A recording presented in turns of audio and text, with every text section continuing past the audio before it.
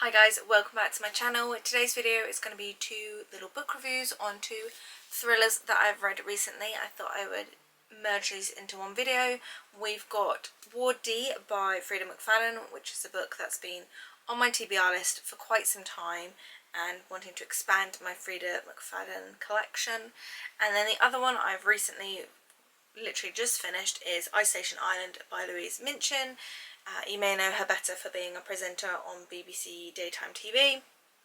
Let me start with this one because it's the one, like I said, that I've recently finished. So this book is set on a very isolated island off the coast of Scotland, which is now being sort of renamed Isolation Island, and it is the landscape, it is the location for a new reality TV show.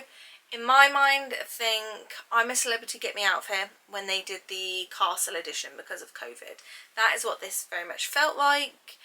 So it didn't feel like a wildly brand new idea, but throw some murder mystery in it. And so our main protagonist is Lauren. She is a very well-known journalist and she becomes one of the celebrities that goes onto Isolation Island, and the draw for them to be there is that the prize of whoever wins will win kind of like a money can't buy prize. For Lauren it would be a primetime docu-series on the TV to share sort of her investigations that she's done and her gritty sort of stories that she's uncovered. So that's kind of her reason of being there, although we kind of get a second reason that she's there, of which she wants to uncover the real and true personality of an A-list star that's supposedly coming on board, who we later find out is called Nate, and he doesn't seem quite a nice character. So we follow Lauren as she gets to grips with this island, the challenges. They do a few challenges, you know, they've got to kayak into the island, or they have to zip wire between one building to the next. They have to, you know, forage for food and make a fire. Very quickly, things don't seem quite as they seem. You know, slight sort of safety elements come into play. You get the impression that maybe either someone is sabotaging some of the activities, or it is all theatrics for the cameras. We're not quite sure which way, but it definitely has a sinister feel to it, and Lauren seems to be not behind them, but she seemed to be very close every time these events happen. And I wouldn't say it's until sort of fairly later on in the book that our first person dies. I won't say who, but our first person ends up dead, and right off the bat you kind of think that obviously Lauren is maybe going to be the first one that everyone thinks killed said person. And as the book progresses we sort of learn more about all of the celebrities that are on the island and what their possibly real motives are, because one of the things is they aren't supposed to discuss with each other what the reason for being there is for them, like what's their main prize. I will say, I try not to include spoilers to later on in the plot. Something does happen where they do sort of start talking a bit more openly about why they are all there. This book, the first half I thought was quite slow, for me anyway. The second half was really quick. I was really like drawn into it. I was turning the pages, like wanted to find out what was happening next, wanted to know more about the characters. I feel like we don't know a lot about Lauren, her actual personal life, except for kind of her motive for being there. And so yeah, the second half of the book was really fast paced for me. We found out who the murderer was, and then a lot of questions for me are left as to whether the murderer will really be uncovered to the wider public. What happens with the end of the TV show? How do they relay what's happened in the book to the public?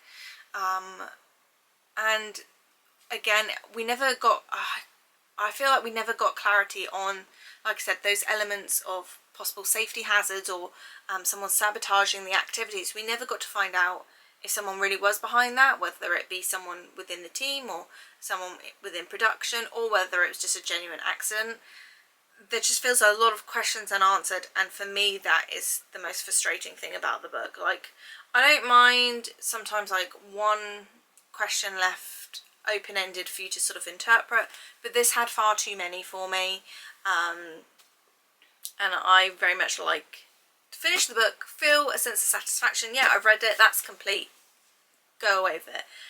You know, this is supposed to be, as far as I'm aware, a standalone book, and so I was just really frustrated by the end of it. I was sat on the train with Darren and I was like, that was such a crap ending, because it all built up and then I was left with so many questions. So yeah, that was slightly disappointing towards the end, but I still thought it was a great book, and if you don't mind open-ended endings, then you might enjoy the ending slightly more than I did. The second book, again, I think I gave this 4 out of 5 stars. This is Ward D by Frida McFadden. Was one that I was really sort of wanting to read from Frida's work, and mainly because of the location of it, set in a psychiatric unit, I believe in America, and we follow Amy, who is sort of a doctor student, med student, and she is doing her rotation on Ward D, and she's heard some not great things about it. She's quite scared about it, not only because of the environment, but because she has a past connection to Ward D. And we quickly find out that her past connection, being a best friend that she had in school, ended up going to Ward D. And throughout this book we flip between present day and then about 18 years earlier with Amy. So obviously present day, her being the med student going around, she actually ends up being on duty with her ex-boyfriend, so that throws up a whole new set of problems and complications for her. But it also follows 18 years ago when she was growing up in school with this best friend that then ends up going into the psych ward. So really gripping. This really, like, I think I flew through this in maybe 2 days, and it is one of those books that you can't put down because you just want to know what happens next. And with this book, I was so close to giving it 5 stars, but there are a few things that I was just kind of frustrated a little bit with Amy. She very much went into the ward and she just wasn't very professional. You know, obviously she has this previous connection to the unit, but also just the way like she interacted with some of the patients, and you know, she was told certain things by the staff, you know, don't do this, and what does she do? She goes and does it, and that sort of frustrated me as someone that likes to follow the rules. So yeah, that side of her I didn't really warm to. And then also towards the end I was starting to have my suspicions about what the plot twist could be. My general ideas were correct, so that always sort of knocks it down kind of a point for me, because I think for a 5-star book you have to be completely blindsided by the twists, and even though I didn't get all the twists down like correct and the reasons behind it and everything, you know, most of it and what it was alluding to I did sort of work out. My thoughts on sort of the staff were correct. Not so much the patient and patient interaction and their relationships, but the staff aspect, that sort of, I sort of got. One thing I was actually quite surprised of, I was upset that there were so many killings in this book. I think that was really sad. Innocent people were sort of killed for really kind of no reason. Obviously not no reason to the person that did it, but yeah, I did feel quite sad for the people that ended up dying in this. Again, I would really recommend this book. Just because this was, and I say only 4 stars, but just because I didn't give this 5 stars doesn't mean I wouldn't recommend it. I think this is a really good book, and yeah, if you like those sort of medical set thrillers, then you definitely will like this. It just depends on how good your sort of murder mystery skills are as to if you gather what the plot twists are within this. So yeah, that is my thoughts on Ward D and of Isolation Island. 2 very different thrillers. I tried not to give you too many spoilers and just give you kind of my thoughts. Let me know in the comments, what do you like in book reviews? Would you rather do you like, for me, I go and look at book reviews usually once I've read the book, funnily enough. Sometimes it's before, just so I can work out a few plot twists. Mainly I will go to sort of Goodreads for book reviews if I want to know beforehand, but afterwards I kind of come to YouTube to see what other people's thoughts are on specific plot points. So let me know, do you want these videos to contain more spoilers, or are they sort of just enough to sort of entice you to maybe pick up the book? Let me know what you come to YouTube and for book reviews for. Is it for before you read the book to see if you might like it, or afterwards to see what other people think and ideas about the book? So if you've got any other thrillers, especially any other Freida McFadden thrillers, let me know what your favourite ones are down below.